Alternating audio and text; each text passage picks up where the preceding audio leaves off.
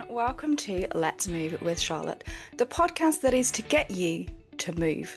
I will be discussing all things related to movement, joy, confidence, and anything in between because I am here to help you make those small daily habits, easy habits, and just to be you.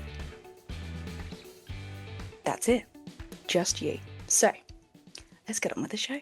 Hello and welcome back. So at the time of recording this episode, it is another hot one in the UK. I've got the fan on, but I tested it before hitting record to make sure that you can't hear the fan, but I can stay cool whilst recording it because it is hot. Like, I love the sun. I like the winter for the coziness, but I don't like being cold. But I have also kind of had enough of this heat now. Anyone else? I've had enough of trying to find comfortable, appropriate clothes for work and just, yeah. So son, if you could just cool down a little bit, would be great. Anyway, that's not the point of today's episode. It's just, these episodes are always a ramble. They are my thoughts, things that have happened for the week, and things that I think you may find interesting, and some potentially useful lessons for you. So today's episode is a bit of a market research type episode. So I would really love you to hit reply, get in contact, let me know your thoughts. And it's all around certifications, qualifications, and all that jazz. So if you have listened from day one, you will know that dance is the thing I have always done. And kind of earlier this year, I sort of transitioned the business, if you like, or kind of expanded it to be kind of more movement focused, easier for people to engage with, and less kind of wedding. I still do the weddings, but it's not the only thing I do. And kind of helping people make those easy habits because it was things I'd done. People had been following along with like my pole dancing journey, for instance, which it's been a year.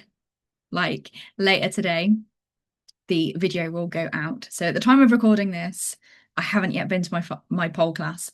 But at the time that it goes out, later that day, the video goes out and it's my 1 year of pole. And that's kind of where the whole transition came from of people have become so invested in my pole dance journey of bunny hopping around the pole for an hour. Like, who pays to bunny hop around a pole? Like, really?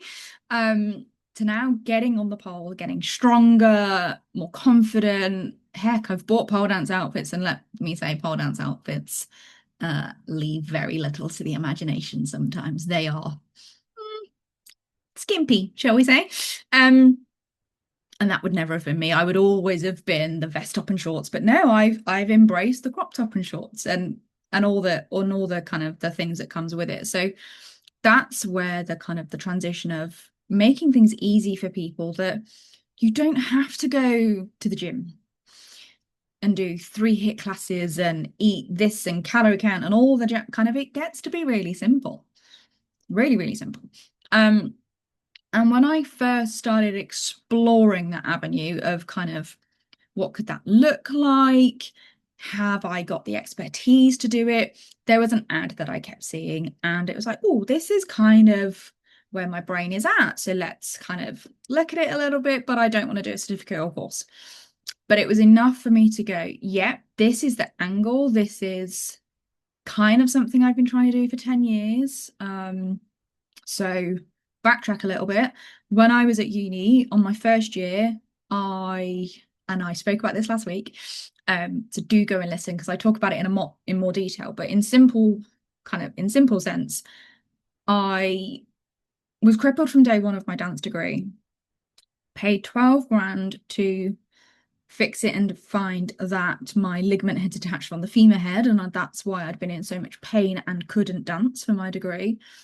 But during that time, I did a lot of somatics because we were doing it as part of our degree.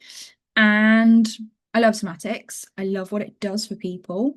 That was an episode for another day about more of what somatics is.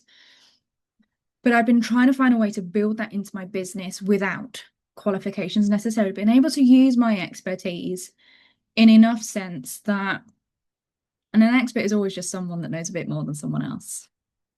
So it was, but I'd never found a way to make it seamlessly fit. Whereas this whole movement kind of thing that I'm still kind of exploring and playing with is exactly that. So the ad I kind of ignored. The ad has reappeared in the last week or so, and I'm like, okay, you were here when I transitioned and I ignored you, but now you've reared your head again. Maybe this is something I need to explore. And this is where the market research kind of thing comes in of if you're looking to attend a movement session, would you prefer the practitioner to be certificated slash licensed, qualified, whatever you want to call it? Or are you okay with just their expertise and their own experiences and knowledge and their own research to interpret kind of the benefits of music and how music affects the nervous system and all that kind of, do you want them to be certified? Or are you happy with just their own knowledge? Because I'm in that limbo-y mode of, I don't know that I want to do a certificate, but it's reared its head again. Everywhere I go, every social platform I go onto at the minute, this ad is there. Now there is some language within it that I'm like, nope, I'm not a therapist, not a therapist. Absolutely, I'm not going to heal you. However, I can see that there is content within the certification that could really help me. So then part of me is like, oh, do I just need to go and find some CPD sessions to build my knowledge kind of around lesson planning again, kind of remind myself the kind of the key principles of building a structured but not structured class? Is that what it's telling me, that actually I'm doubting my own expertise of I've been in business for 10 years, I've been teaching in some way or other for probably the last 50. Let me do the maths. Hang on. 32, 22, 21, 20, 19, 18, 17. Yeah, roughly the last 15 years. So I've got the expertise. So why do I feel I need to explore this? And is it going to be beneficial? Like, I can see it'll be beneficial in some ways, but I don't want to do a course just to say I've got a certificate. If actually my ideal audience who are going to come along to these things really couldn't give a monkey's. How do you decide? So I'm definitely going to have to go and do some deeper exploring into what is actually covered in this certification, because it keeps coming up. It's annoying me that it keeps coming up now. But I would love to know. I would really, really love to know. So please do get in contact. Let me know your thoughts.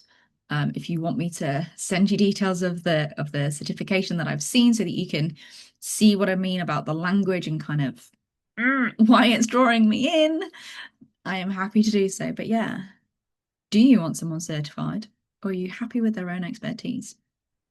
And there's merit in both. But I kind of need to know what my audience want before I commit a load of money. So that's the rambles for today. Do you value someone having certifications and qualifications over their own expertise and knowledge and research and things? Because I can absolutely go down a research rabbit hole, and I probably will do, even if I don't go for the certification, I will still go down a research rabbit hole. But is there power in that certification? Who knows? So if you're in the UK, stay safe, stay hydrated, move. You can still move. You just got to bring it down a tempo. And yeah, so let's move. You've been listening to Let's Move with Charlotte. If you've enjoyed this, hit the follow button and subscribe. If you want to know more about what I'm up to, come and find me online. The details are all in the show notes. Until next time.